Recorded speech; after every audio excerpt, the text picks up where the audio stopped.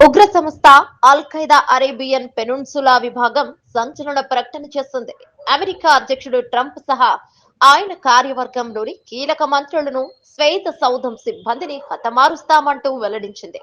ఇటీవల ఈ మేరకు ఆ సంస్థ నాయకుడు సాబిన్ అతేఫ్ అల్ అవాఖీ దాదాపు 30 నిమిషాల నిడివితో ఓ వీడియో విడుదల చేశాడు. అతడి తలపై అమెరికా $6 మిలియన్ రివార్డును ఇప్పటికే ప్రకటించింది.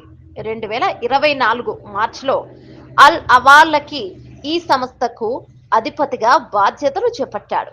గాజాలో ఇజ్రాయెల్ చేపట్టిన యుద్ధానికి ప్రతీకారం తీర్చుకోవాలని సాద్ బిన్ అత్తేఫ్ అల్ అవ్లాకి పిలుపునిచ్చాడు.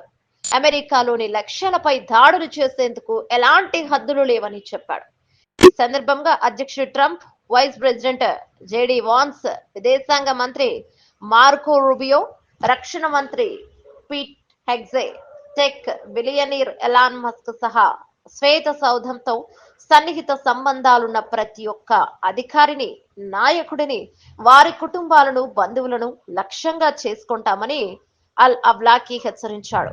గాజాలో పాలస్తీనా వాసులకు మీరు ఎటువంటి ఆధారం మిగల్చలేదని, అందుకే ఈ స్థాయిలో దాడులు చేయాలని పిలుపునిచ్చాడు. గతంలో అల్ అవ్లాకి అమెరికాలో యూదులపై జరిగిన దాడులను పొగుడుతూ మాట్లాడాడు.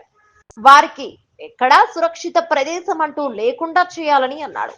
అల్ ఖైదా అరేబియన్ పెనున్సులా సంస్థ యెమెన్ కేంద్రంగా పనిచేస్తోంది. గతంలో ఇది సౌదీ, యెమెన్ లో వేరువేరుగా పనిచేసేది. అల్ ఖైదా వ్యవస్థాపకుడు ఒసామా బిన్ లాడెన్ మరణం తర్వాత అత్యంత ప్రమాదకర గ్రూపుగా అల్ ఖైదా అరేబియన్ పెనున్సులా అవతరించింది. సాద్ బిన్ అతేఫ్ అల్ అవ్లీకి ఈ గ్రూప్ నాయకత్వ బాధ్యతలను చేపట్టాడు.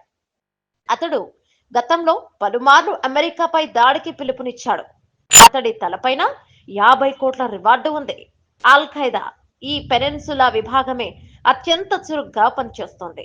దీనికి తోడు గతంలో ఇది ప్రమాదకర దాడులు నిర్వహించింది. అమెరికా, ఐరోపా దేశాల్లోని లక్ష్యాలపై ఇది గురిపెట్టింది.